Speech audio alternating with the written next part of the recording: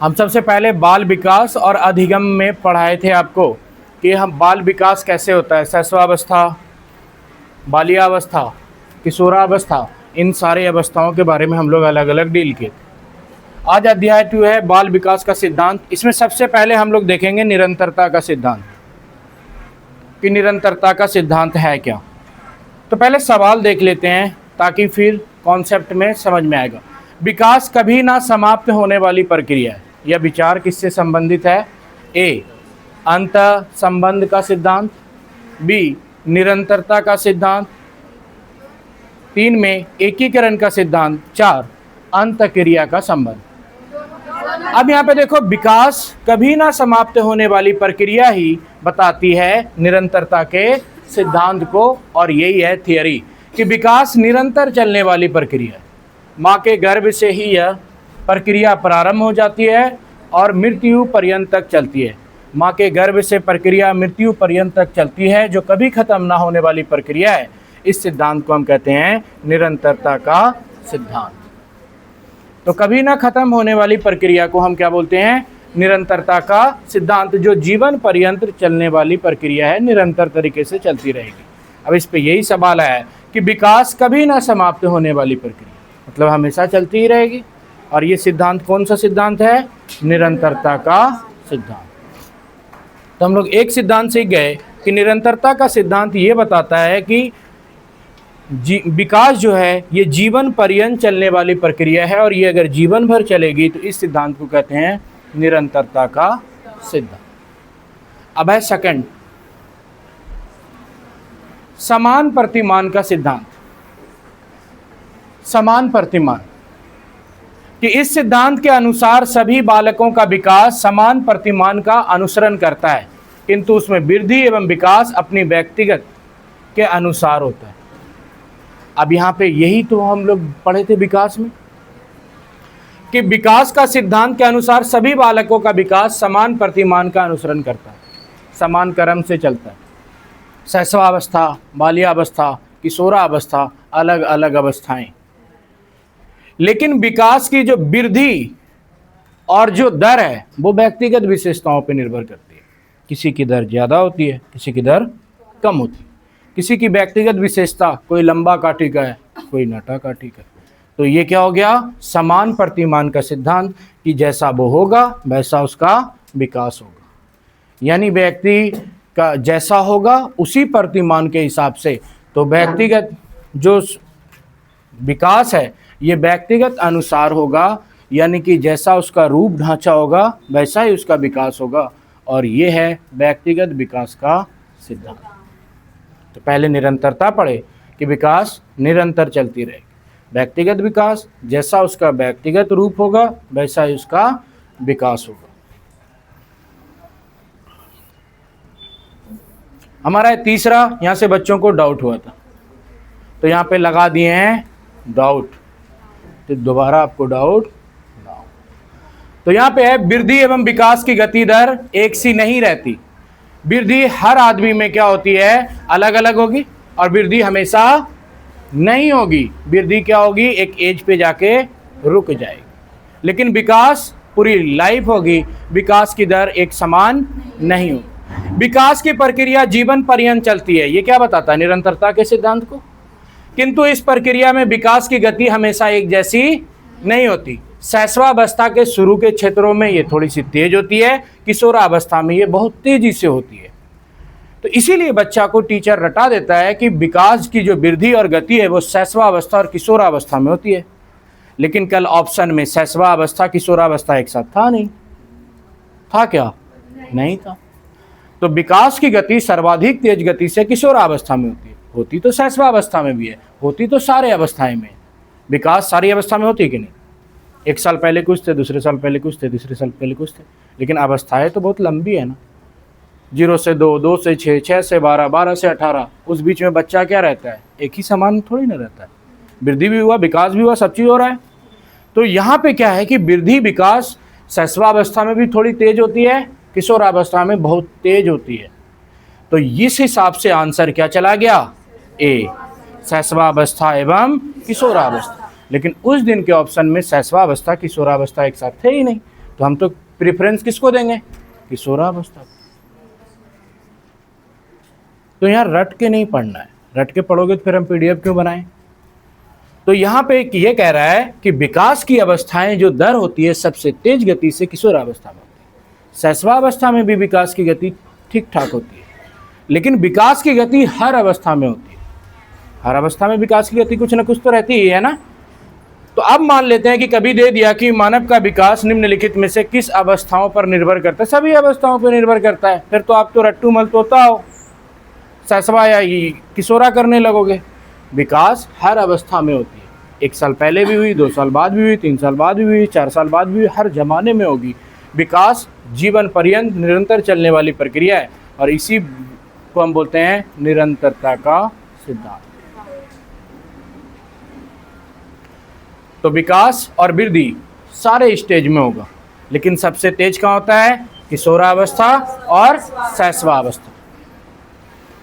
और अगर एक की बात करें तो आंसर लेके चलेंगे किशोरा अवस्था। वहाँ पे बॉडी में हार्मोनल चेंजिंग होते हैं, बच्चों का सर्वांगीण विकास होता है, शरीर का डेवलपमेंट होता है। डेवलपमेंट ही तो विकास वृद्धि है। तो किशोरा अवस्था में सबसे तेज, शैशवावस्था में भी होता है, और विकास हर अवस्थाओं में होता है, सारे अवस्थाओं में होता है। अगर आंसर रहेगा 1, 2, 3, 4 तो चारों चला जाएगा और बच्चा मार के बैठ जाएगा शैशवा और किशोर। तो रटना नहीं है कि विकास कहाँ होता है, हर अवस्था में होता है। कुछ ना कुछ तो विकास हो रहा है, कहीं मोच आया, कहीं दाढ़ी आया, कहीं शरीर का विकास हुआ, हर तरीके का विकास। जो भी शारीरिक जो हमारे बनावट हैं, सारी संरचनाओं में भी वृद्धि हर एज में हो रहा है। बच्चा कुछ ना कुछ तो वृद्धि हो रहा है।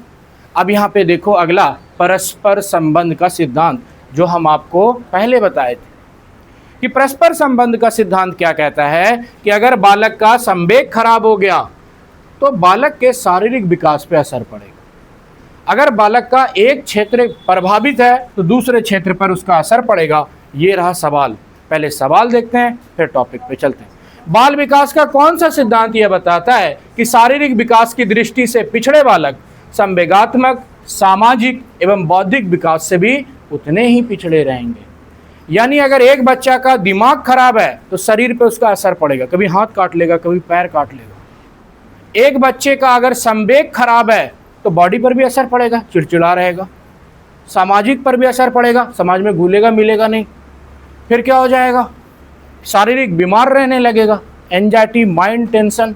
तो ये कहता है परस्पर संबंध का सिद्धांत कि अगर एक बालक का एक क्षेत्र प्रभावित है तो अन्य सभी क्षेत्र में वो प्रभावित होगा, और ये कहता है परस्पर संबंध का सिद्धांत। हम आपको पढ़ाए निरंतरता का सिद्धांत, जो निरंतर चलने वाली प्रक्रिया है। फिर पढ़ा है कि व्यक्तिगत विशेषताओं पर निर्भर करेगा, व्यक्ति का अगर जो स्थिति होगी उसी हिसाब से व्यक्तिगत विकास होगा। फिर उसके बाद पढ़ाए वृद्धि एवं विकास के सिद्धांत कि वृद्धि और विकास शैशवावस्था किशोरावस्था में थोड़ा ज़्यादा होता है, लेकिन किशोरावस्था में बहुत ज़्यादा होता है। इसलिए आंसर हम शैशवावस्था किशोरावस्था लेते हैं, लेकिन वृद्धि विकास हर अवस्था में होती है। जब आदमी परिपक्व हो जाता है उसके बाद वृद्धि नहीं होती, लेकिन विकास जीवन पर्यंत होता है कि जब परिपक्व हो जाने के बाद आदमी का वृद्धि नहीं होता, उस एज के बाद उसकी ऊंचाई रुक जाएगी। लेकिन यहाँ पे वृद्धि से मिसाल बहुत आदमी कहता है कि वृद्धि का मतलब सिर्फ ऊंचाई थोड़ी है, वृद्धि तो शरीर का भी हुआ। आदमी क्या होता है कि शादी बाद ऊंचा नहीं होगा लेकिन मोटा होगा, वो भी तो वृद्धि में ही आ जाएगा। इसलिए इसको तो अलग अलग थिंकर अलग अलग लेके चलता है। हम नॉर्मली लेके चलते हैं कि परिपक्व हो जाने के बाद वृद्धि नहीं होगा, क्वेश्चन बन जाए, यही थियरी है। अगला सवाल कि बाल विकास का कौन सा सिद्धांत यह बताता है कि जिन बच्चों में औसत से अधिक वृद्धि होती है वे शारीरिक, सामाजिक एवं संवेगात्मक दोनों एक ही तरह का क्वेश्चन इसमें सेट हो गया। तो हम इसको चेंज कर देते। निम्नलिखित में से बाल विकास का कौन सा सिद्धांत कहता है कि अगर बालक का शारीरिक विकास प्रभावित होगा तो उसके मानसिक विकास पर भी उसका असर पड़ेगा? कौन सा हो गया? परस्पर संबंध का सिद्धांत। अगर बच्चे के शरीर में कोई फॉल्ट हो गया, बीमारी हो गया, तो बच्चा का मानसिक प्रॉब्लम भी आएगा, सोचने समझने की बुद्धि कम हो जाएगी। बीमार में किताब पढ़ने का मन करता है नहीं, अधिगम प्रभावित हो गया। तो ये एक के प्रभाव से दूसरे पे प्रभाव पड़ता है। दूसरा, एक बच्चा अगर किसी क्षेत्र में अच्छा है तो उसका असर दूसरे क्षेत्र पर पड़ेगा। अगर आप शारीरिक रूप से अच्छे हो तो अधिगम में आप अच्छे रहोगे।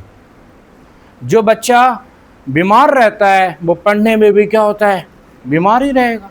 तो एक का असर दूसरे पे पड़ेगा और एक का अच्छाई दूसरे पर पड़ेगा, तो इसको कहते हैं परस्परता का सिद्धांत। और जो निरंतर चलने वाली होगी उसको बोलेंगे निरंतरता का सिद्धांत। अब नीचे में क्वेश्चन सेट किए हैं, एक दो क्वेश्चन वाइज देख लेते हैं ताकि पहले दिमाग का विकास हो जाए। नोट्स आपको मिलेगा,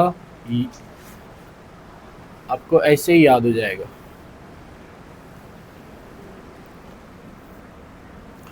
परस्परता का सिद्धांत क्या बोलता है?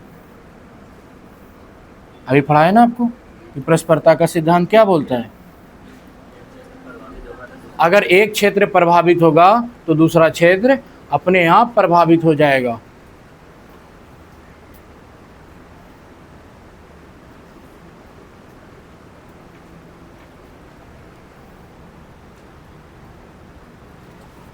एक तरफ से ही देखते हैं, बड़ा में क्या होता है, लार्ज में दिखने नहीं लगता। हम सबसे पहले आपको पढ़ाए निरंतरता का सिद्धांत, जो जीवन पर्यंत चलने वाली एक प्रक्रिया है जो निरंतर गति से चलेगी। व्यक्तिगत में क्या होगा कि भिन्न व्यक्ति जैसा होगा उसका विकास उसी हिसाब से होगा। हम आपको पढ़ाए परस्पर सिद्धांत कि परस्परता का नियम ये कहता है कि व्यक्ति का अगर एक क्षेत्र अच्छा है तो दूसरे क्षेत्र पर उसका प्रभाव पड़ेगा। अब इस पार है कि विकास की एक रूपता का सिद्धांत ये, और इससे पहले एक क्वेश्चन यहां से बना है स्किनर के अनुसार कि स्किनर महोदय क्या बोलते हैं, स्किनर क्या बोलता है विकास के सिद्धांत को लेकर के। स्किनर का पहला देखो यहां पे सवाल देख लेते हैं। विकास एक क्रमिक एवं मंद गति से चलने वाली प्रक्रिया, क्रमिक और मंद गति से, तो क्रमिक एवं मंद गति से चलने वाली प्रक्रिया है। तो विचार, ये विचार किस विचारक से संबंधित है? अब देखो यहाँ पे ऑप्शन स्किनर, और स्किनर यही बोला है कि विकास एक क्रमिक एवं मंद गति से चलने वाली प्रक्रिया है, और ये क्वेश्चन है प्रीवियस ईयर। तो स्किनर जो विकास के सिद्धांत पे हमारी एक थियोरी हो गई, थियोरी क्या हो गया स्किनर। स्किनर बोलता है कि हमारा विकास मंद गति से और क्रमिक, विकास हमारी क्रमिक एवं मंद गति से होने वाली एक प्रक्रिया। और ये बोला था किसने? स्किनर ने। और सेम सवाल आ गया कि विकास एक क्रमिक एवं मंद गति से चलने वाली प्रक्रिया है। ये विचार किस विचारक से संबंधित है? स्किनर से। तो स्किनर क्या बोला था कि विकास क्रमिक एवं मंद गति से होगा, विकास के सिद्धांत। दूसरा एक रूपता का सिद्धांत कि विकास क्या क्रम एवं एक रूपता। दो क्रम और एक रूपता मतलब एक जैसा, बात देख करके लग रहा है कि यह सिद्धांत बताता है कि विकास की गति एक जैसी नहीं होती। विकास की गति एक जैसी होती है क्या? नहीं होती। विकास की गति एवं दर कभी समान नहीं होती। आज आप छोटे हो, विकास कम है, बड़े हो जाओगे, सोचने समझने की बुद्धि बनेगी तो आपका विकास तेज हो जाएगा। गांव में विकास कम होगा, शहर में विकास ज़्यादा हो जाएगा। तो विकास की गति हमेशा कभी समान नहीं होगी, लेकिन क्रम समान होगा।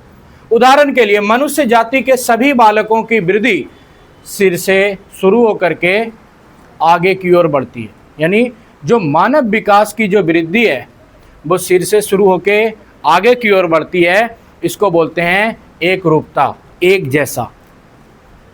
एक रूपता का सिद्धांत ये बोलता है कि सिर से, तो एक रूपता का सिद्धांत जब भी विकास की बात सिर से शुरू होगी, ये जो बात जो है विकास की बात अगर सिर से शुरू होगी, आंसर जाएगा एक रूपता।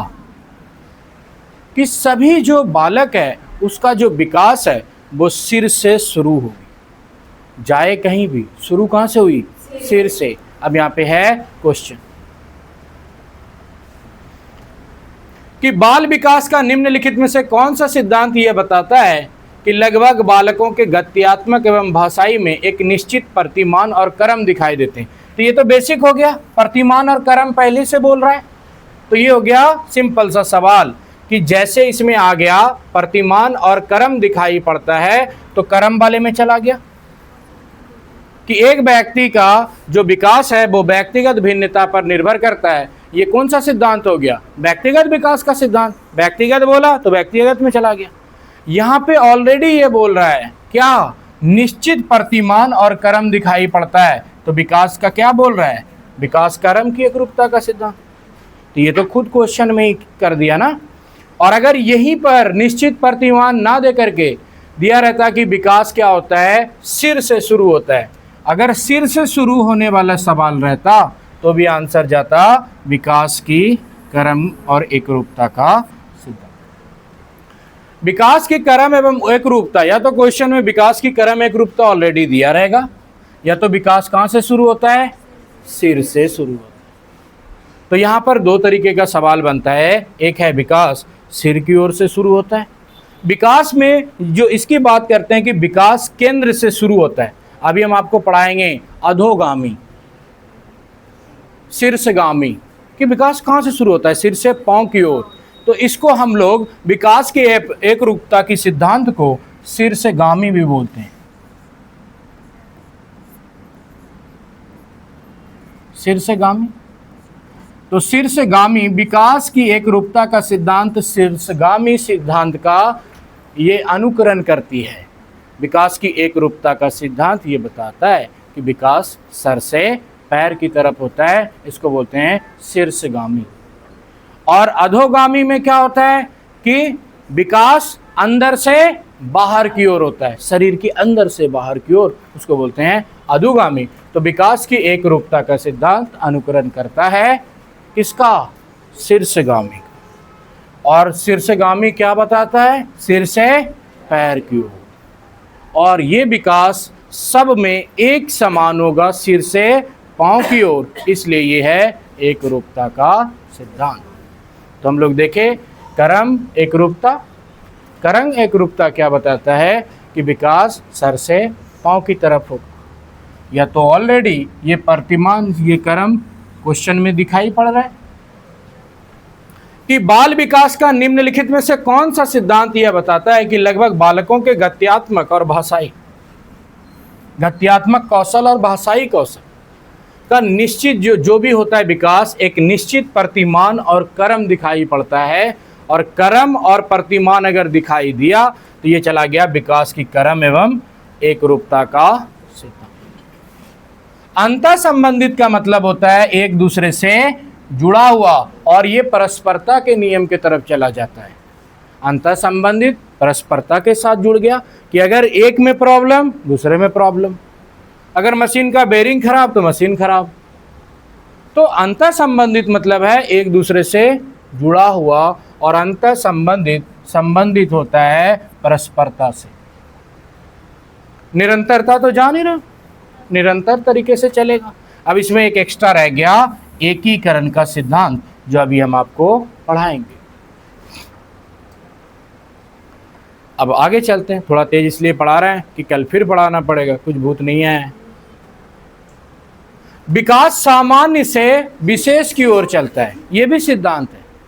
सामान्य से विशेष की ओर, कि विकास का ये जो बोलता है कि मनोवैज्ञानिक तरीका विकास का, और मनोवैज्ञानिक तरीके से सबसे ज़्यादा बच्चों का हम क्या करते हैं? आकलन करते हैं प्राथमिक स्तर पर। तो यहाँ पे बात कर रहा है कि विकास सामान्य से विशेष की ओर होगा। तो सामान्य मतलब जनरल से, फिर उसके बाद स्टैंडर्ड की ओर। तो विकास और वृद्धि की सभी दिशाओं में विशिष्ट क्रियाओं से पहले, विशिष्ट क्रियाओं से कह रहा है कि विकास और वृद्धि, चाहे वो वृद्धि हो या विकास हो। जैसे वृद्धि भी अगर होगा तो बच्चा, अगर विकास हुआ वृद्धि के कारण या कोई भी चीज़ हुई, तो बच्चा सबसे पहले क्या करता है? किसी भी चीज़ को पकड़ने से पहले हाथ खोलता है, फिर उसको अच्छे से पकड़ेगा।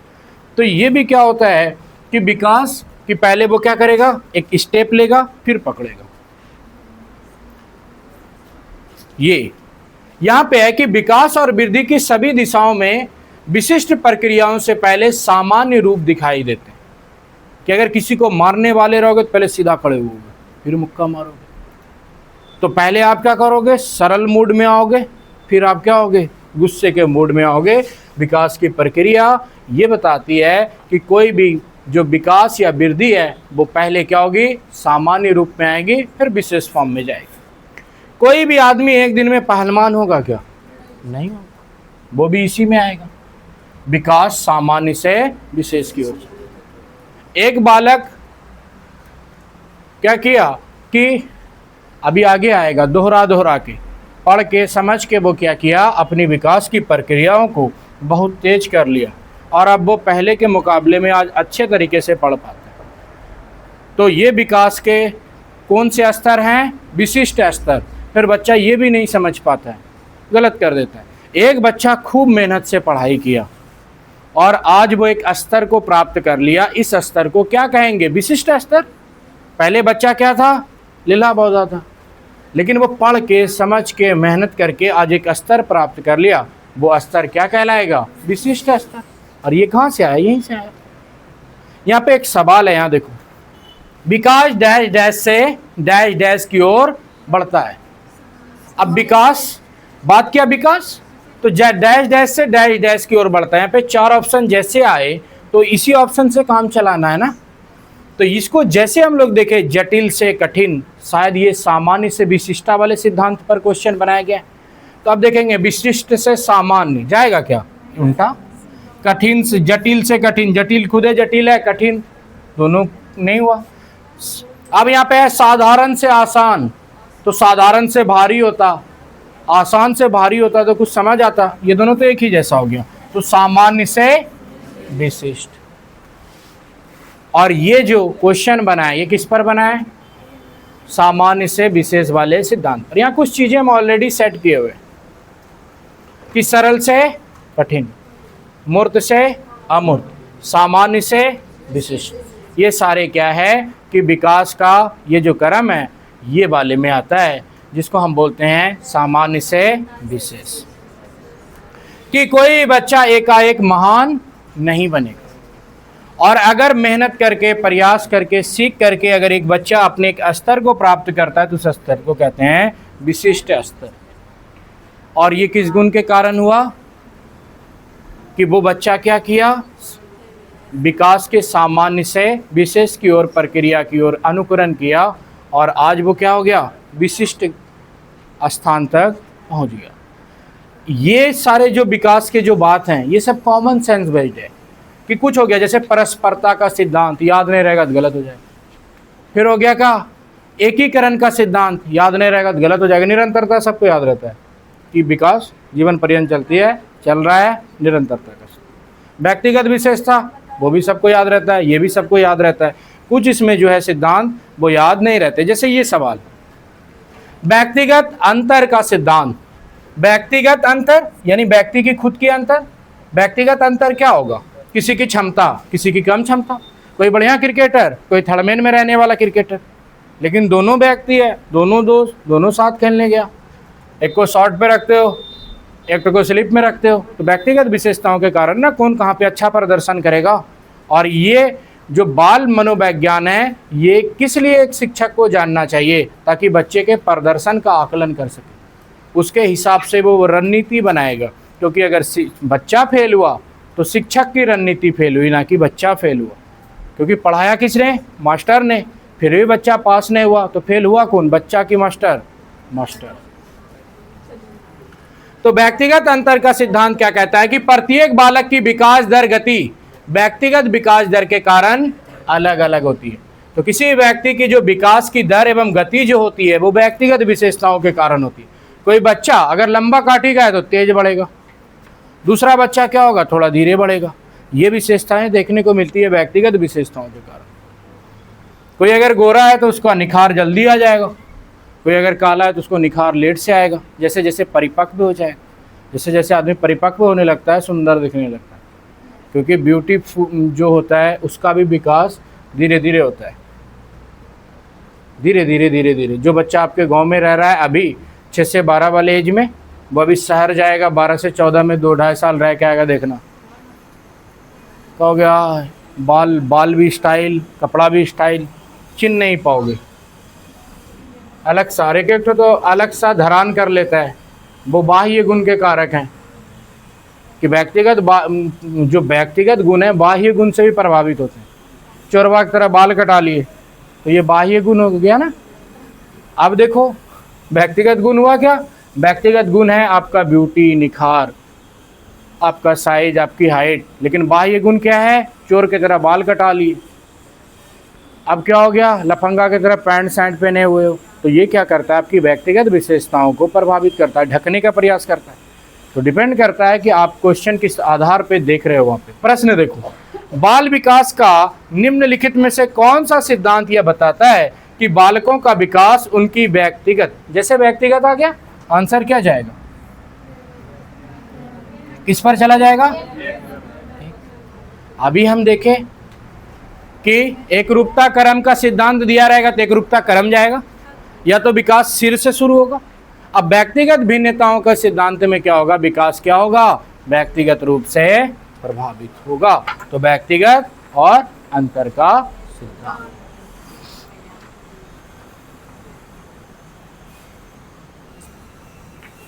ये चैप्टर अभी खत्म ही कर देंगे। अब देखो, एक विकास का सामान्य से विशेष की ओर जो चलता है, जो सामान्य से विशेष की ओर चलता है, उसको हम लोग दो भागों में बांटते हैं।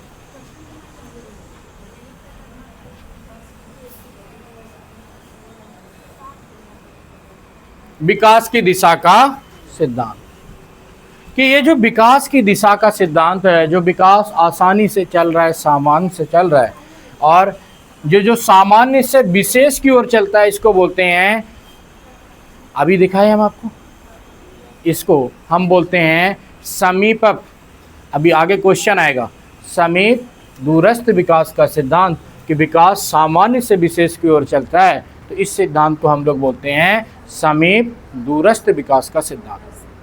जब अभी आगे आएगा तो यहाँ से क्वेश्चन आप सुने होंगे, अधोगामी, शीर्षगामी, समीप दूरस्थ विकास का सिद्धांत, तब पल्ले नहीं पड़ता है कि कहना क्या चाहता।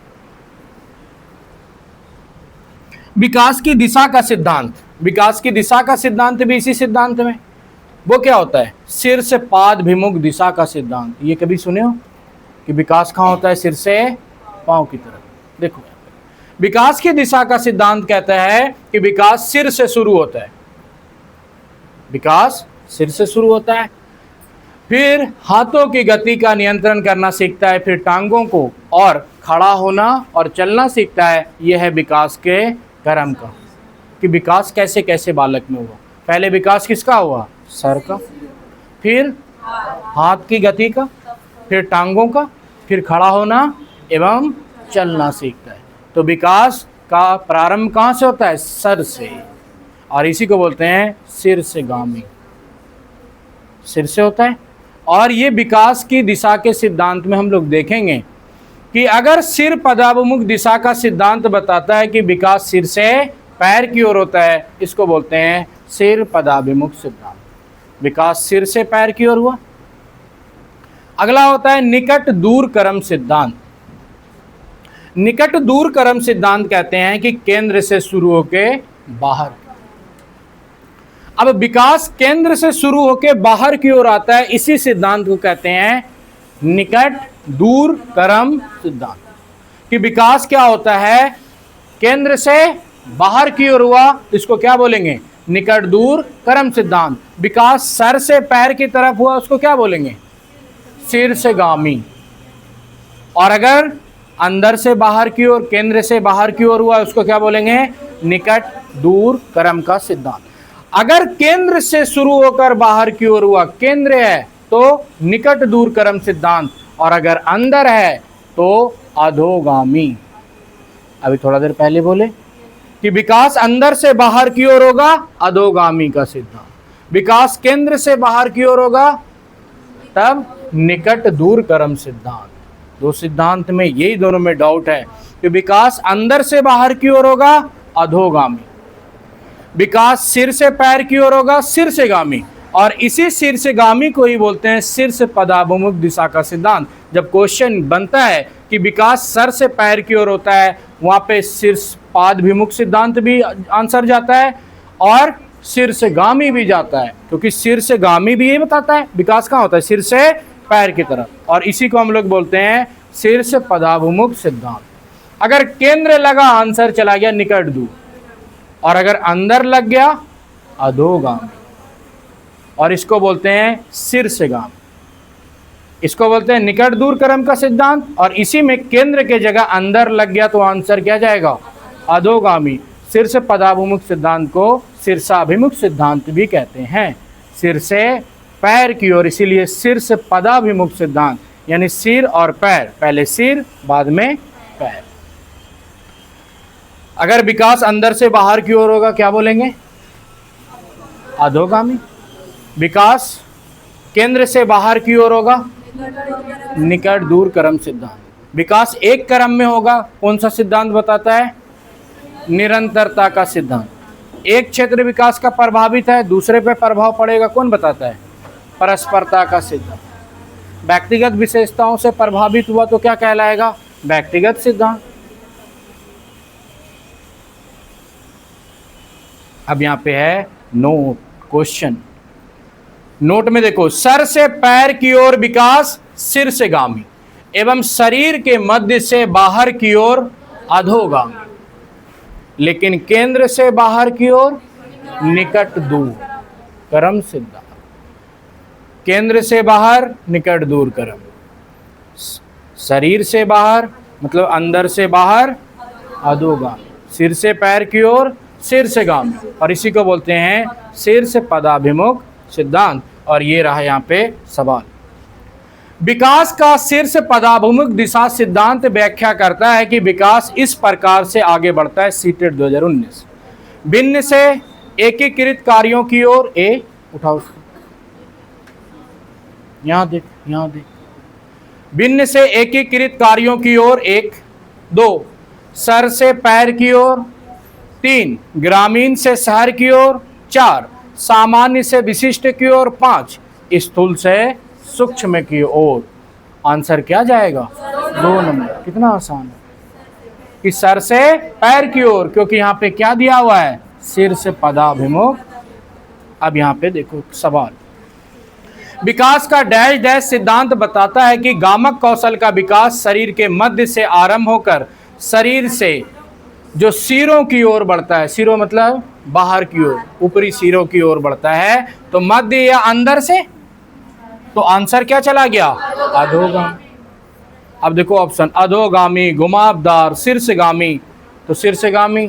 विशिष्ट, तो वहां फिर के बच्चा कहता है कि उसके पास कुछ है ही नहीं, तो क्वेश्चन टफ हो जाता है कि विकास अंदर या मध्य से बाहर की ओर क्या कहलाएगा? अधोगामी। विकास सिर से पांव की ओर क्या कहलाएगा? शीर्षगामी।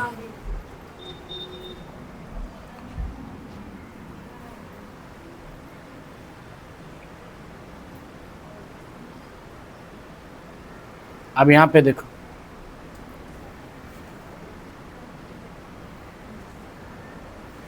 विकास एकीकरण का सिद्धांत।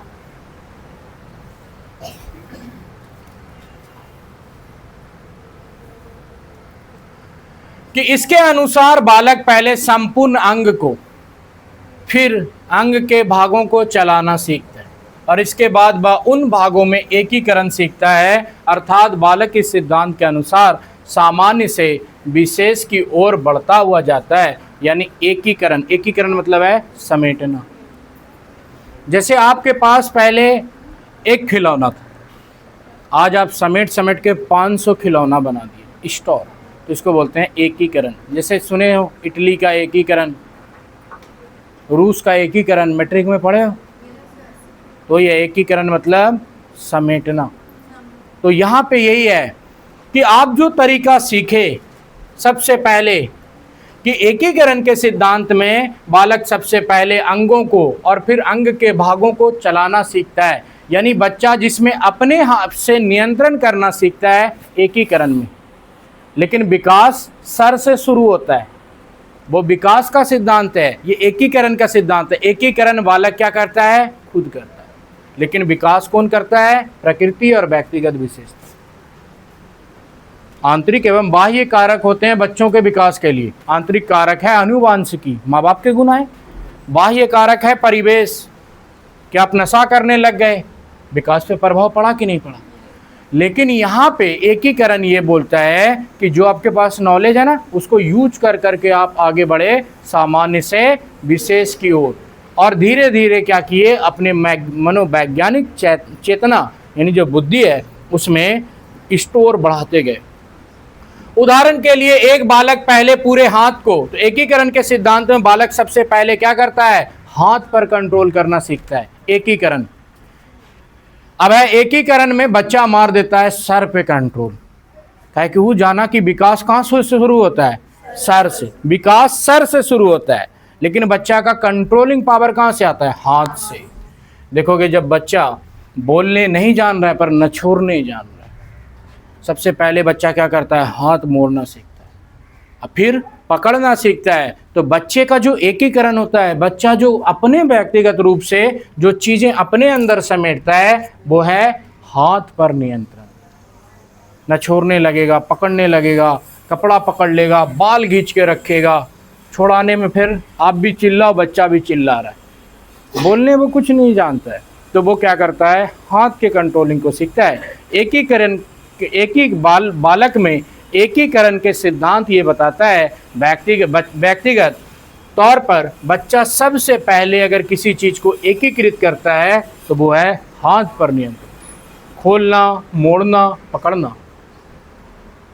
तो यहां से शुरू हुआ एकीकरण का। अब है जब भी हाथ, अंगुली पकड़ना, तोड़ना आंसर क्वेश्चन में रहे, आंसर जाएगा एकीकरण। अब यहां पे आ गया क्वेश्चन, और जिसमें क्या हो कि धीरे धीरे बच्चा क्या कर रहा हो, उस स्टेप को बढ़ा रहा हो। जैसे एकीकरण का सिद्धांत कहता है, पहले बच्चा कैंची को पकड़ना सीखेगा, फिर कैंची से बिस्तर काटना सीखेगा।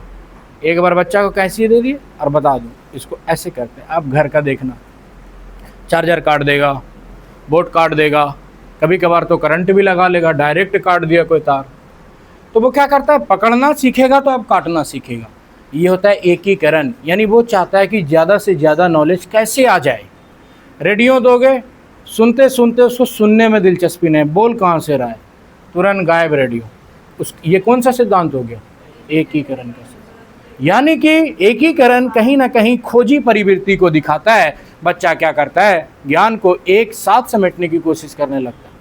वो जब हाथ ऐसे मोड़ता है ना, अपने हाथ पे भी नज़र रखता है, हम लोग तो अब नहीं रखते, कि वो ये सोचता है कि ये हाथ ऐसे कैसे बंद हो रहा है।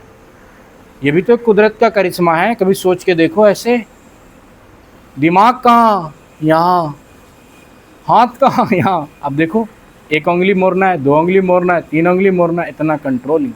और ये कंट्रोलिंग हम बहुत पहले सीखते गए।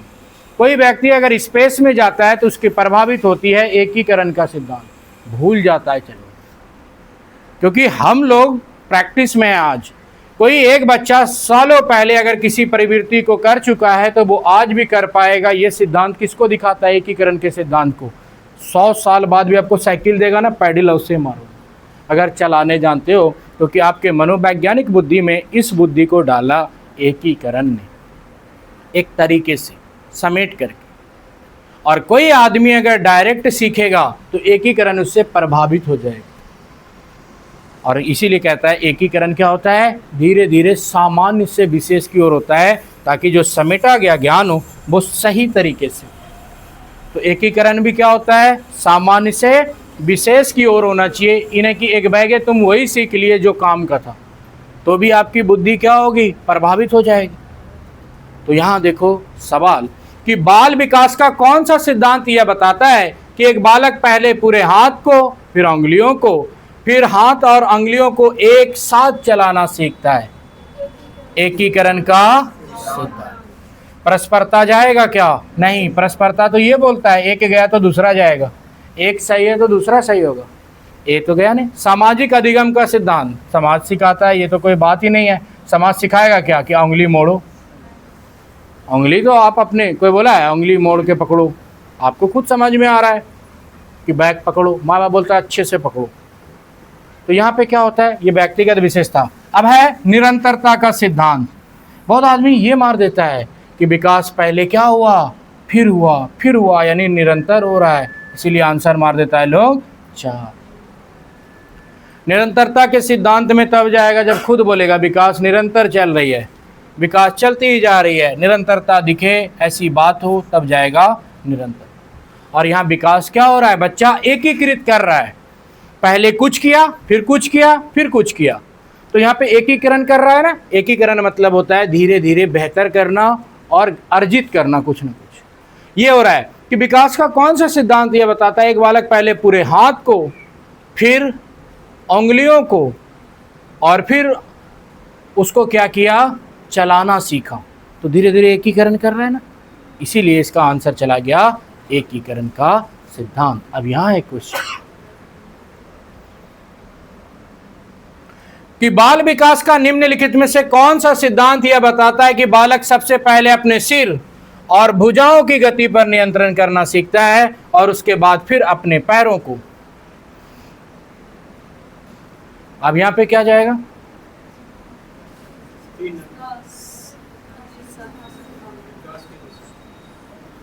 कि बाल विकास का निम्नलिखित में से कौन सा सिद्धांत यह बताता है। अभी हम आपको बताए थे सिर, हाथ आए तो एकीकरण वाले में, और सिर आए तो, अभी सिर आया था, अब देखना हम लोग कहाँ पढ़े थे, 1 नंबर हो गया।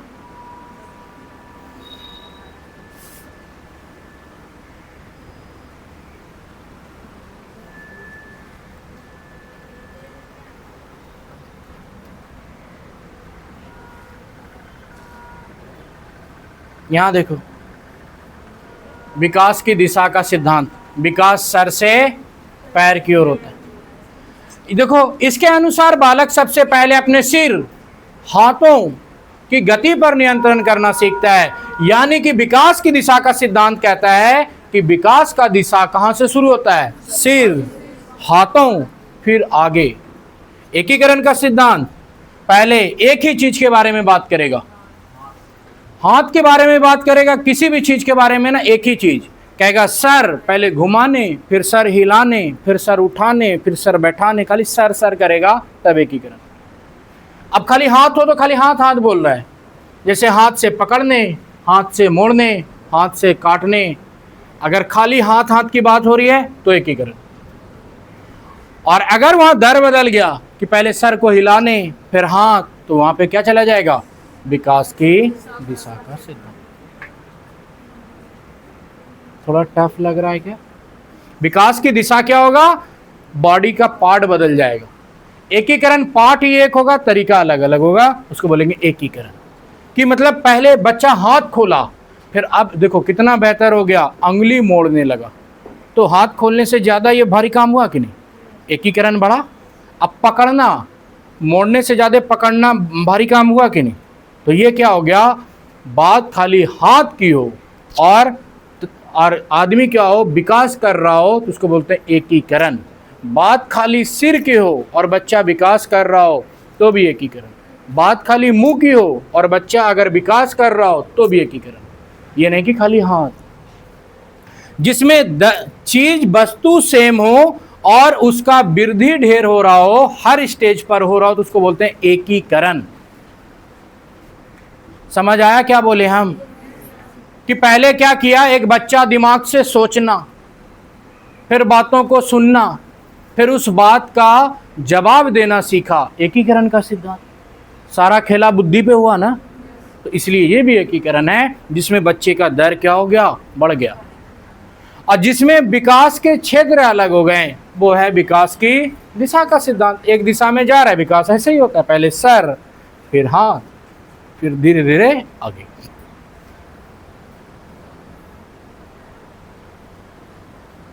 अब यही सवाल था, देखो यहाँ पे ध्यान से, इसीलिए सवाल हम यहाँ पे मेंशन किए हैं। सीडीपी में मार्क्स बहुत अच्छे लाना बहुत इजी होता है। यहाँ पे है कि बाल विकास का कौन सा सिद्धांत यह बताता है कि एक बालक पहले पूरे हाथों को, हाथों आया, फिर अंगुलियों को, अंगुली किसमें है, हाथों में, फिर हाथ और अंगुलियों को एक साथ हिलाना सीखता है, यानी जिसमें क्या हो गया, डेवलपमेंट लार्ज स्केल पर हो गया, उसको बोलते हैं एकीकरण का सिद्धांत। जिसमें प्रोडक्ट ही बदल गए, जिसमें विकास की दिशा दिख रही है कि विकास कैसे होता है, कि पहले क्या होगा कि बच्चे का पहले सर विकसित हुआ, फिर भुजाओं का विकास हुआ, फिर अलग अलग अंगों का विकास हुआ। तो ये किसका बताता है? विकास की दिशा। और बच्चों का माँ के गर्भ में सबसे पहले सर का ही विकास होता है। और ये कहाँ से आया? विकास की दिशा का सिद्धांत वहीं से आया कि बालक का सबसे पहले किसका विकास होता है? सर का। माँ के गर्भ के अंदर बच्चों का क्या विकसित होता है सबसे पहले? सर। तो वहीं से आया है ये। अब कह रहा है यहाँ पे बाल विकास का निम्नलिखित में से कौन सा सिद्धांत यह बताता है बालक सबसे पहले अपने सिर फिर भुजाओं की गति पर नियंत्रण करना सीखता है और उसके बाद फिर अपने पैरों। अंग दुनिया भर हो गए और ये बता रहा है, विकास तो बता रहा है लेकिन यहाँ पे ये निरंतरता हुआ नहीं। विकास की क्रम एकरूपता जब देगा तो क्रम एकरूपता डाला रहेगा। क्रम एकरूपता में हम क्या बताए? जैसे जैसे आगे बढ़ेंगे ना वैसे वैसे आप कंफ्यूज होने लगोगे। इसीलिए जब हम क्रम एकरूपता बता रहे थे तो वहाँ पे बताया कि क्रम एकरूपता का सिद्धांत क्या होगा। जब क्वेश्चन आएगा तो उसमें या तो मेंशन होगा ऑलरेडी क्रम एकरूपता, व्यक्तिगत रहेगा तो ऑलरेडी मेंशन होगा व्यक्तिगत। यहाँ पे परस्पर संबंध का कोई मतलब हुआ? ये तो कॉन्सेप्ट बहुत इजी से बिल्ड हो गया ना कि परस्पर जाएगा क्या? नहीं जाएगा। विकास की दिशा का सिद्धांत, एकीकरण का सिद्धांत जाएगा? नहीं जाएगा। एक बज गया विकास की दिशा का सिद्धांत।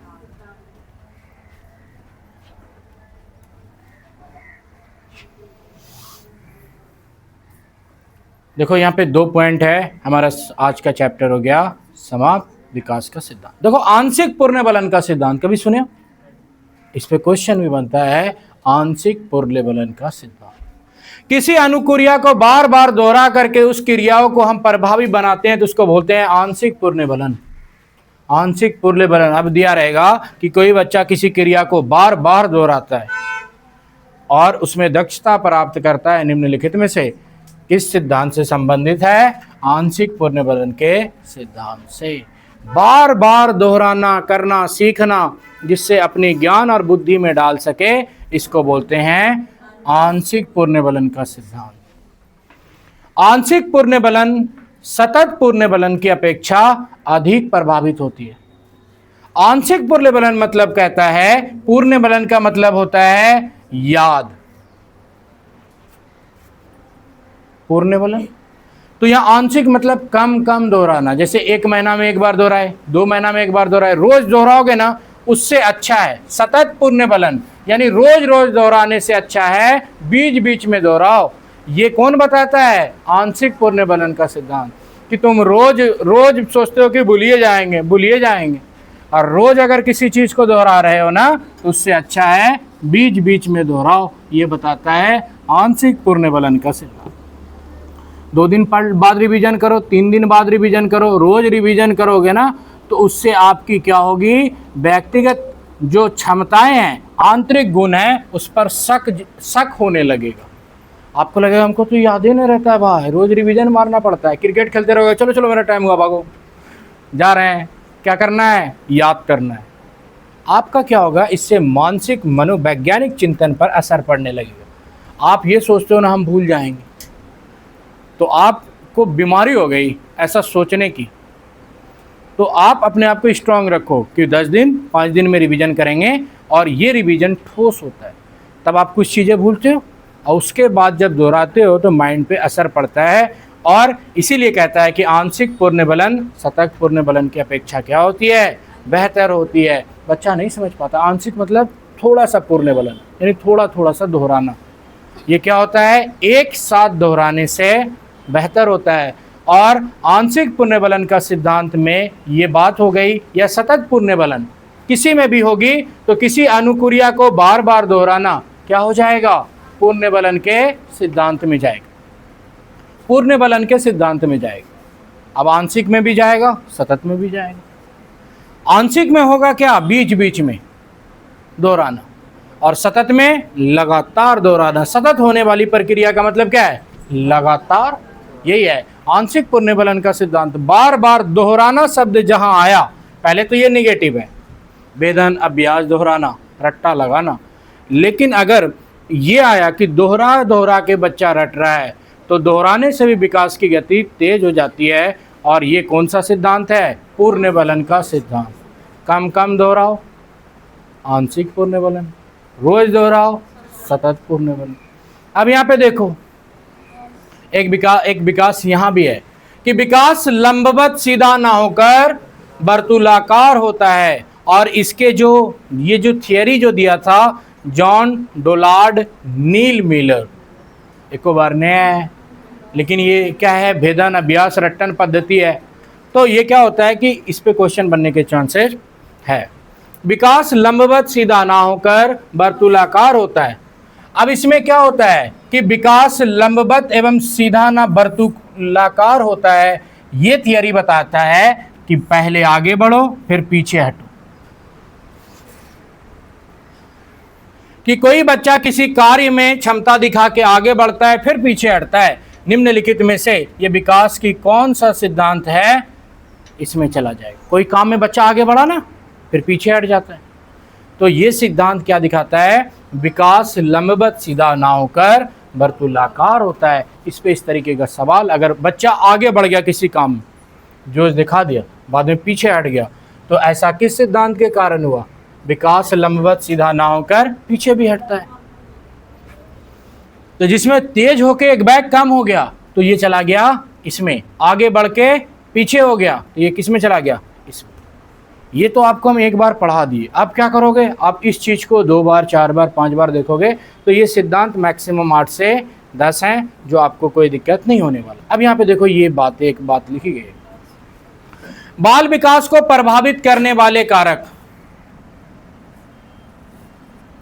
बाल विकास को प्रभावित करने वाले कारक आंतरिक एवं बाह्य कारक। आप बताने की जरूरत नहीं है कि आंतरिक कारक क्या है। आंतरिक कारक वंशानुगत, ये व्यक्ति की अपनी है जो माँ बाप से आई। शारीरिक, किसी को बीमारी है दूसरे को हो जाएगा क्या? नहीं, उसकी आंतरिक है, उससे बेचारा प्रभावित हो रहा है। बुद्धि, लोगों की अपनी बुद्धि अलग है, सबका संवेग अलग है, तो ये क्या है? आंतरिक कारक। अगर कोई आदमी देखने में क्या हो गया? सब बढ़िया, बुद्धि कम है, तो व्यक्ति की है ना, खूब रटा दो, खूब रटा दो, खूब पढ़ा दो, खूब समझा दो, लेकिन उसका विकास प्रभावित होगा क्योंकि उसमें आंतरिक कमी है। बाद में बोलेगा भद्दा उठ भाग यहाँ से। तो ये किसके कारण हुआ? आंतरिक कारण। तुम किसी आ जाओगे। एक होता है बाह्य कारक, पढ़ा रहे हो यहाँ, मन में वो बीमारी के बारे में सोच रहा है। जैसे परिवेश, वो अच्छे जगह से नहीं आता है, टाइम पूरा कहेगा भाई मेरा जाने का टाइम हो गया, मेरा यार पार्टनर बुला रहा होगा, ऐसा परिवेश होता है। पढ़ने के टाइम बहुत बच्चा उस टाइम में स्कूल नहीं जाता है, कहेगा 4 बजे स्कूल जाएंगे, 4 बजे बीड़ी पीने जाते हैं, पागल हैं क्या? होता है कि नहीं? परिवेश के खराबी की वजह से विकास गया, नहीं जाएगा। कोई बच्चा कहता है इस टाइम में हम पढ़ने जाएंगे, 4 बजे क्रिकेट खेलने जाते हैं। अब अगर पढ़ने चला भी गया लाठी पहना के बल पे तो उसका विकास बाधित होगा। ये है बाह्य कारक। दूसरा, माँ बाप की स्थिति। अगर माँ बाप ठीक से नहीं रहता है, झगड़ा करता है, मारपीट करता है, तो ये भी विकास को प्रभावित करेगा। टेंशन में रहोगे, दिमाग में चलता रहेगा। जीवन की घटनाएं, आपके साथ ऐसी कोई घटनाएं हो गए जो आपको पता है, सबको तो पता नहीं है, और इसके वजह से भी विकास प्रभावित होता है। अंदर ही अंदर कुपुत में घुटते रहोगे, ये क्या हो गई? जीवन की घटनाएं। लोग कहेगा सब बढ़िया, कहोगे हाँ बढ़िया, लेकिन अंदर ही अंदर चल रहा है ना, तो ये भी विकास को क्या करता है? प्रभावित। आर्थिक स्थिति, पास में पैसा नहीं, उसका भी टेंशन, ले दे के 99 से घटा करके 67 कैसे बच गया, फिर 2 रुपया खर्चा कर दिया, 65 कैसे बच गया। आपका माइंड अंदर ही अंदर जोड़ता रहता है, इससे भी विकास प्रभावित होता है। इसीलिए कहता है टेंशन फ्री रहो, खर्च हुआ होने दो। लेकिन हम लोग खर्च होता भी है, होने भी देते हैं, मगर ये हिसाब दिमाग खुद लगाता है। 5 का ये, 2 का ये, 3 का ये, मतलब अभी जेब में कुछ है। ऐसा देखे हो बुद्धि पर इसका असर? आप खर्च भी कर रहे हो, दिमाग को बोल रहे हो मत जोड़ो, मगर दिमाग जोड़ता है कि तुम इतना खर्चा नहीं करो। तो इससे भी क्या, ये सारे कारक क्या हैं? बाह्य कारक। इसीलिए जब क्लास में आया करो तो सारे बाह्य कारक बाहर छोड़ के आया करो। तो फिर बच्चा क्या होता है कि उसको ये पता नहीं चलता है हाँ बाह्य कारक क्या है। बाह्य कारक है जो बाहर की सारी चीज़ें जो तुम्हारे दिमाग पर जोर डाल रही है। तो ये बच्चा खोया खोया क्लास में रहता है बाह्य कारक के कारण। कोई ऐसी घटना जो उसके दिमाग में चल रही है, कोई पारिवारिक कलेश जिसके माइंड में उसके माइंड में चल रहा है, तो ये सारी क्या हो गई? बाह्य कारक। व्यक्ति से संबंधित है क्या आंतरिक कारक से? नहीं, आंतरिक कारक है संवेग। बच्चा हंसा तो आंतरिक कारक है, उसका संवेग है। तो आंतरिक बाह्य में समझ आया कुछ? अब है सवाल, चैप्टर हो गया समाप्त। पहला क्वेश्चन, बच्चे के विकास के सिद्धांत को समझने में शिक्षक की सहायता करता है। ये सब हो गए आसान आसान सवाल, जो 20 से 22 सवाल सीडीपी में ऐसे ही आते हैं, सीधे सीधे। आपको कितना बुद्धि है उसके हिसाब से। पहला सवाल, शिक्षार्थी की आर्थिक पृष्ठभूमि को पहचानने में, बच्चों के विकास के सिद्धांतों को समझने में शिक्षक की सहायता करता है। बच्चों के विकास के सिद्धांत, पहला आर्थिक पृष्ठभूमि को पहचानने में, शिक्षार्थियों को क्यों पढ़ाना चाहिए या औचित्य स्थापित करने में, 3 शिक्षार्थियों की भिन्न अधिगम शैलियों को प्रभावी रूप से संबोधित करने में, 4 शिक्षार्थियों के सामाजिक स्तर को पहचानने में। पढ़ के ही बताता है ये सवाल कि हम जवाब जाने वाले हैं। और जिस बच्चे को ऐसे सवाल पकड़ में आते हैं वो सीटेट एक बार में निकालेगा, और जिसको इस सवाल में दिक्कत हो गया इसका मतलब है उसको समय लगेगा, क्योंकि ये जन्मजात बुद्धि के बल पे होता है कि आपको पढ़ के ही समझ में आ जाता है कि सबसे अच्छा ऑप्शन क्या हो गया? 3 नंबर। ऐसा गुण है ना इस क्वेश्चन में। ये गुण आपके खुद के गुण है, मेरे गुण नहीं है। यही गुण अगर आप में हैं तो सीटेट आपका हो गया। शिक्षार्थियों की आर्थिक पृष्ठभूमि को पहचानने में, मास्टर है, गरीब अमीर क्या देखेगा? बिहा थोड़ी कराना है उसको कोई मतलब निकल रहा है? नहीं, शायद मतलब निकले भी, हम और अच्छा ऑप्शन देखेंगे ना। शिक्षार्थियों को क्यों पढ़ाना चाहिए या औचित्य स्थापित करने में, मास्टर बन गया, उसको ये भी पता नहीं है कि बच्चों को क्यों पढ़ाना चाहिए, बच्चे से पता करेगा। ये बात ठीक है क्या? मास्टर क्यों बन गए तभी पूछते। अब यह कह रहा है शिक्षार्थियों को क्यों पढ़ाना चाहिए या औचित्य स्थापित करने में, कौन? शिक्षक। अपने बन गया मास्टर, अब बच्चों को क्यों पढ़ाना चाहिए? ये कोई लाइन का बात पढ़ा? मास्टरे बोलेगा क्यों पढ़ाना चाहिए बच्चों को, कहेगा तुम बोलो ना मास्टर काय के लिए बन गए, जब पढ़ाने का मन ही नहीं है तो। दो का कोई मतलब ही नहीं निकल रहा है। 3 शिक्षार्थियों की भिन्न अधिगम शैली को प्रभावी रूप से संबोधित करने में, कि अगर टीचर को ये पता चल गया कि बालक को प्रॉब्लम कहाँ से है तो वो अधिगम शैली को प्रभावी बनाएगा ताकि बच्चा सीख सके। पता चल गया कि इसको इंग्लिश समझ नहीं आता है तो मातृभाषा यूज करने लगेगा। समझ में आ गया कि बच्चा को जोड़ समझ में नहीं आ रहा है डायरेक्ट सांकेतिक रूप से, तो उसको दूसरा सांकेतिक देगा। 1 2 3, 3 हो गया, 3 जोड़ 2 4 5। ये पढ़ाने का भी एक तरीका है। अब उसको समझ में नहीं आ रहा, 1 आम 2 आम, ऐसे करके सिखाएगा। 1 + 1 2 समझ नहीं आया तो अब कहेगा 1 आम जोड़ 1 आम, क्या आम हुआ? 2 आम। इसीलिए प्राथमिक स्तर पर बच्चों को, प्रारंभिक स्तर पर अगर गणित सिखाना है तो उसको भाषा और विज्ञान के तहत सिखाना चाहिए। हम आपको आगे पढ़ाएंगे पेडागोजी में कि प्राथमिक स्तर पर बच्चों को जो भाषा और विज्ञान है, वो मैथमेटिक्स है, वो तीसरे क्लास में जोड़ी गई है, और उससे पहले पहला और दूसरा में बच्चों को गणित जो है पर्यावरण और भाषा के आधार पर सिखाना चाहिए। वहाँ पे शब्द 1 2 का यूज नहीं होता है। बच्चों की किताब देखना, उसमें लिखा रहे, उसमें बना रहता है 1 हाथी + 1 हाथी + 1 हाथी + 1 हाथी, बाद में लिखा रहेगा 5 हाथी, जिसको हम लोग बोलते हैं सांकेतिक गणित विधि।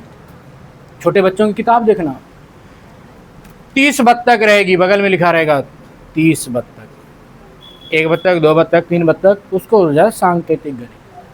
तो बच्चों की अधिगम शैलियों को जानेंगे ताकि उसको क्या कर सके, प्रभावी बना सके। 4 शिक्षार्थियों के सामाजिक स्तर को पहचानने में, समाज को पहचान के क्या करोगे? छोटा सा बच्चा है,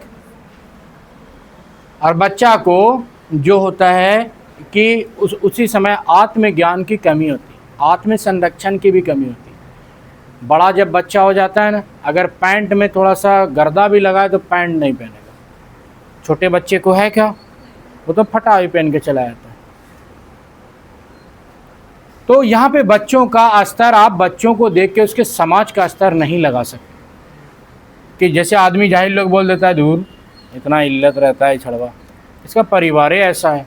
तो आप बच्चों के सामाजिक स्तर से किसी समाज का स्तर का आकलन नहीं कर सकते। और अगर कोई ऐसा करने का प्रयास करता है तो आदमी सामाजिक नहीं है। अब कोई बच्चा है, नेटा गिरेगा कि नहीं गिरेगा? अब कहोगे कैसा कैसा खानदान का बच्चा है, तो बच्चा का नेटा निकलेगा, उसका खानदान ठीक है, बुद्धि आप ठीक कर लो। तो यहाँ पे ऐसा भी होता है कि नहीं होता है? तो बच्चों का समाज का आकलन हम बच्चों के स्तर से नहीं करते हैं, बल्कि परिपक्वता के स्तर से करते हैं कि उस समाज का परिपक्व आदमी अगर ढीला है तो समाज ढीला है। बच्चों से क्या करेंगे आकलन? कि वहाँ के अगर बड़े बुजुर्ग लड़ाहा है तो मतलब वहाँ टोला मोहल्ला का जो है स्थिति ठीक नहीं, इसीलिए लोग शादी ब्याह नहीं करता, कहता दूर वहाँ लड़ाहा लोग हैं, बात बात पे लड़ने लगता है। बच्चा तो बच्चा, बूढ़ों को अकल नहीं है। इसका मतलब है सामाजिक परिवेश के सामाजिक स्तर अच्छे नहीं है। अगला सवाल,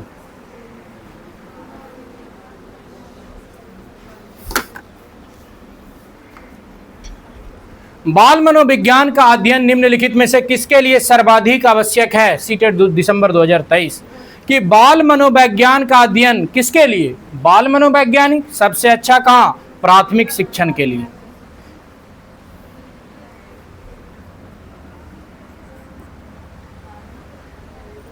ना कि विश्वविद्यालय। बाल मनोवैज्ञानिक बालक का करते हैं ना, और ये बाल अवस्था में, ये प्राथमिक स्तर पर इसका सबसे अच्छे तरीके से आकलन किया जाता है बाल का। यहाँ पे बाल मनोविज्ञान का अध्ययन निम्नलिखित में से सर्वाधिक आवश्यक है। आवश्यक तो सब में है, लेकिन सर्वाधिक कहाँ है? प्राथमिक शिक्षण के। और मनोवैज्ञानिक का सबसे अच्छा इस्तेमाल कौन करेगा? प्राथमिक शिक्षण। उस दिन हम आपको ये बताए थे पहला क्लास में कि बालक के व्यक्ति के सर्वांगीण विकास के लिए यह आवश्यक है कि उनकी जानकारी शिक्षक को क्या? किसकी? किसकी? व्यवहारों की। तो बच्चों का अध्ययन हम किस चीज का करते हैं मनोविज्ञान के अंदर? व्यवहारों का। तो मनोवैज्ञानिक तौर पे एक शिक्षक बच्चों के व्यवहारों का अध्ययन करता है। अगर आप गाली दे रहे हो तो आपका व्यवहार अच्छा नहीं है। व्यवहार को बोलते हैं लक्षण। दूसरे शब्दों में लोग कहता है इसका लक्षण ठीक नहीं है, यानी इसके व्यवहार ठीक नहीं है। किसी भी व्यक्ति का हम आकलन उसके व्यवहारों का करते हैं कि किस, इसीलिए कहता है कि आदमी को दूसरे आदमी के व्यवहार को देखना चाहिए। इसीलिए क्या होता है कि समाज दो पहलुओं को देखता है, एक होता है आदमी को देखता है, एक व्यवहार को देखता है। इसीलिए लंगड़े को प्यार हो जाता है, अंधे को प्यार हो जाता है, क्योंकि वो एक दूसरे का क्या देखता है? व्यवहार देखता है। और हम बाद में एक दूसरे के मतलब जो है ना ऊपरी चीज़ों को देखते हैं, आंतरिक तो देख नहीं पाते कि इस आदमी का व्यवहार अच्छा होगा। इसीलिए इन दोनों का रिश्ता हो गया। तो जो अध्ययन होता है, एक आदमी दूसरे आदमी के किस चीज़ को समझता है? व्यवहारों को, साथ में रहने से। इसीलिए कहता है कि जो मनोवैज्ञानिक है वो भी व्यवहारों को समझता है, बच्चों के करीब आके, बच्चों को पढ़ के, बच्चों पे रिसर्च करके। और हम लोग भी दोस्त बनाते हैं एक दूसरे को, ये भी किस क्या देख के? व्यवहार को। अगर दोस्त बढ़िया नहीं है, पहला दिन तो साथ में बैठ जाओगे, दूसरा दिन खुदे कहोगे और जगह कहीं पे नहीं मिलता है, घुस के बैठती हो, उठ भग, समझे? तुम उससे उबने लगोगे, अब खोजोगे दूसरा दोस्त। और अगर उसका व्यवहार पसंद आया तो फिर कहोगे सट के बैठो अपने, तो होता है ना। तो बच्चों का हम क्या करते हैं? व्यवहारों का अध्ययन करते हैं। मनोवैज्ञानिक भी क्या करता है? व्यवहारों का अध्ययन करता है। और शिक्षक भी क्या करता है? व्यवहारों का अध्ययन करता है। और ये जो बालक के विकास में एक शिक्षक निम्नलिखित में से किस चीज़ पर काम करता है? व्यवहारों पर। तो सारा खेला है व्यवहार का। बहुत आदमी मार देता है कि मनोवैज्ञानिक तो बालक के व्यक्ति के सर्वांगीण विकास के लिए सबसे बेहद जरूरी है ज्ञान। कहता है ना, पढ़ोगे लिखोगे बनोगे नवाब। वो खो जाता है क्योंकि उसको ये भी पता है व्यवहार भी ज्ञान भी, लेकिन जो कभी नहीं पढ़ा होता है वो मारता है ज्ञान, वो व्यवहार नहीं मारता। कि बच्चों के विकास के लिए और शिक्षा की बात है, मास्टर की बात है, और ज्ञान ना जाए, आंसर ये हो सकता है क्या? लेकिन ज्ञान से भी ज़्यादा प्रभावी है क्या? व्यवहार। अगला क्वेश्चन, बाल विकास के विभिन्न आयामों की जानकारी शिक्षकों के लिए क्यों आवश्यक है? क्योंकि व्यवहार को जानेगा ना मास्टर, तभी ना उसके हिसाब से अपने आप को ढालेगा। ए, बालक की समस्याओं का निदान करने के लिए। सही कि गलत? बालक के लिए उपयुक्त शिक्षण विधि अपनाने के लिए। यह भी सही है। बालक के लिए उपयुक्त शैक्षणिक वातावरण के निर्माण के लिए। यह भी सही।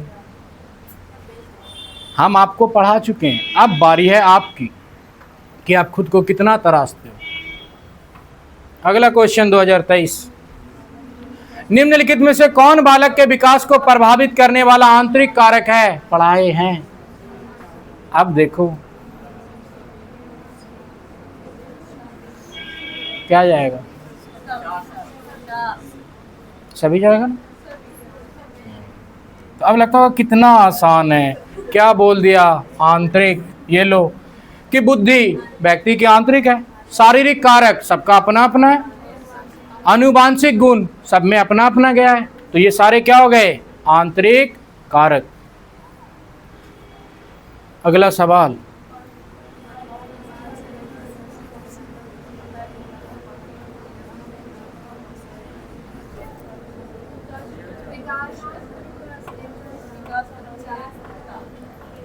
पढ़ते ही यही अभी तो सवाल उठाए थे, और ये आया है सीटेट के प्रीवियस ईयर, क्योंकि हमको ये खुद बताया कि आंसर हम जाएंगे।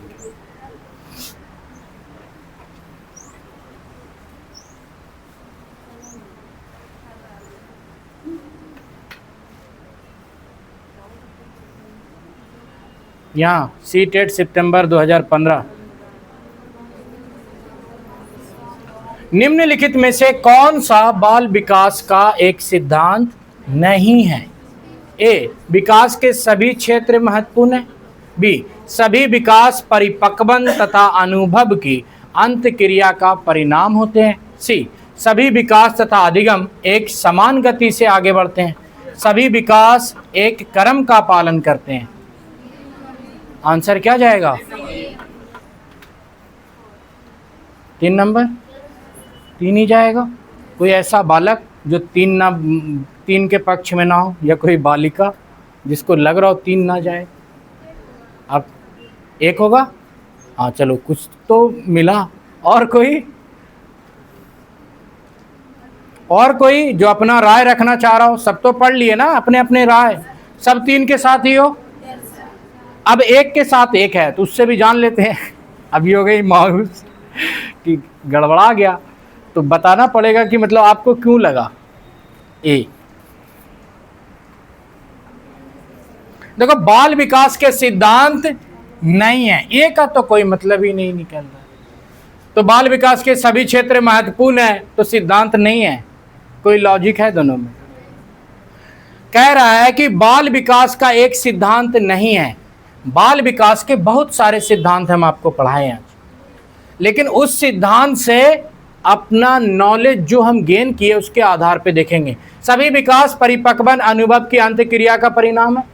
तो विकास जो होता है, जैसे जैसे परिपक्वता आएगा, अनुभव आएगा, उससे अंत क्रिया करोगे, इंटरेक्ट करोगे और विकास बढ़ेगा। बी तो सही बोल रहा है। सभी विकास तथा अधिगम एक समान गति से आगे बढ़ते हैं। सभी विकास तथा अधिगम एक समान होता है क्या? यही तो बताए हैं कि विकास और अधिगम एक समान नहीं होगा। एक जमाना था लोग ऑफलाइन जाता था, मास्टर दिमाग अंदर पेट बाहर सुस्ताता रहता था। आज ऑनलाइन का जमाना है, आज प्राइवेट सेक्टर में क्रांति आ गई, रेवोल्यूशन। तो सभी विकास तथा अधिगम एक समान गति से आगे नहीं बढ़ते। सरकारी स्कूल से प्राइवेट में डाल देंगे तो विकास और अधिगम क्या हो जाएगा? बढ़ जाएगा। यही सब बात किए थे आपको। तो यहाँ पर कह रहा है कि बाल विकास के सिद्धांत नहीं है, और यहाँ पे कह रहा है कि एक समान गति से विकास और अधिगम एक समान गति से आगे नहीं बढ़ते। ये व्यवस्था और समाज पे भी निर्भर करता है। तो गलत क्या हो गया? 3 नंबर। तो यानी रियल में आंसर क्या हो गया? 3। सभी विकास क्रम का पालन करते हैं। तो विकास क्रम का पालन तो करते ही है। एक तो विकास के सभी क्षेत्र महत्वपूर्ण है, शारीरिक, संवेगात्मक, सारे क्षेत्र। इसीलिए तो बच्चे के सर्वांगीण विकास, ऑल राउंड डेवलपमेंट पे काम करने की बात की जाती है। मनोवैज्ञानिक तरीके से सभी विकास तथा अधिगम एक समान गति से आगे बढ़ते हैं क्या? नहीं बढ़ते, अलग अलग गति से बढ़ते हैं। आगे, विकास का सिर पदाभिमुख दिशा सिद्धांत व्याख्या करता है कि विकास, अभी हम लोग देखें, सिर से पैर की ओर, और यह सीटेड सितंबर 2016। चालक विकास की दर में व्यक्तिगत विविधता होती है, फिर भी चालक विकास क्रम से डैश डैश तक, यहां पे होता डैश डैश तक, कि चालक विकास की दर में व्यक्तिगत विविधताएं होती है, फिर भी चालक विकास का क्रम, तो चालक विकास का क्रम जो है ये क्या होता है? स्थूल से सूक्ष्म और अपरिष्कृत से परिष्कृत, कि जब बच्चा कुछ नहीं जानता है फिर उसके बाद जानने लगता है। जब बच्चा में स्थूल से सूक्ष्म की ओर, ये भी है विकास की दिशा के सिद्धांत में। स्थूल से सूक्ष्म हम कहीं मेंशन किए हैं, आप इस नोट्स को देखना। जैसे सरल से भारी, सरल से विशिष्ट की ओर, उसी तरह होता है स्थूल से सूक्ष्म की ओर। बहुत बच्चा कहता है सूक्ष्म मतलब क्या, स्थूल मतलब ढेर, आपके कहने से स्थूल और सूक्ष्म, स्थूल से सूक्ष्म की ओर। स्थूल गति कौशल में यहाँ पे स्थूल से सूक्ष्म की ओर होता है, अपरिष्कृत से परिष्कृत की तरफ होता है। और ए नंबर में देखो ये उल्टा हो गया कि नहीं, सूक्ष्म से स्थूल की ओर, इसीलिए ये भी जो है विकास का एक क्रम है। आपको क्या करना पड़ेगा? अधोगामी से शीर्षगामी, इसका तो कोई माइये बाप नहीं है क्या? अधोगामी शीर्षगामी दोनों अलग है। इसका लॉजिक बैठा क्या? अधोगामी शीर्षगामी कुछ बैठा? कह रहा है कि विकास, चालक विकास की दर में व्यक्तिगत विविधताएं होती है, फिर भी चालक विकास का क्रम क्या होता है कि वो उसी तरीके से विकास की दिशा के सिद्धांत पे काम करता है। हौला से भारी, सरल से कठिन। यहां देखो अगला सिद्धांत,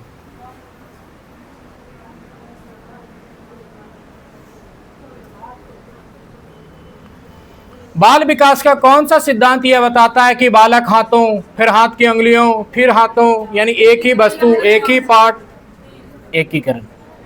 और अभी यहाँ पे उंगली, सिर, पैर, हाथ, वैरायटी अलग, आंसर अलग, तब आंसर क्या चला जाता? विकास दिशा का सिद्धांत। और यहाँ है नहीं, फिर कहोगे सर अब एकीकरण विकास दिशा दोनों आ गया, तो बॉडी का पार्ट सेम होने चाहिए।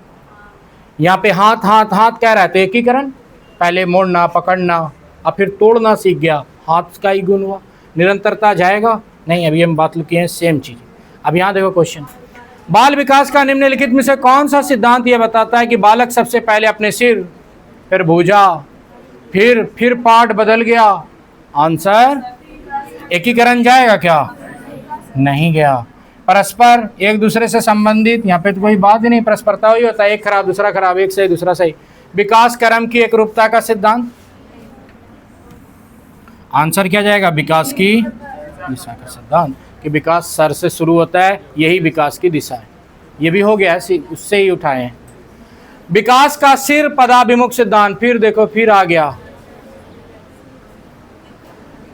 हाँ तो वहीं से यहाँ पे दिया ना। विकास का डैश डैश सिद्धांत क्या बताता है? अधोगामी। तो एक जो हम जो पढ़ा रहे हैं, या कोई भी टीचर आपको इतने ही सवाल कराएगा, इससे ज़्यादा कराएंगे ना तो नोट से बड़ा हो जाएगा। पहली चीज़ें तो नोट से बड़ा होगा, दूसरी चीज़ें हैं हम आपको ज्ञान जो दिए, अब आपको उसको तराशने की ज़रूरत है। हम तो आपका एक कॉन्सेप्ट बिल्ड किए, अब ज़्यादा से ज़्यादा ही कर सकते हैं कि इसको थोड़ा सा कल और लेके चलेंगे, कल नया टॉपिक स्टार्ट करेंगे।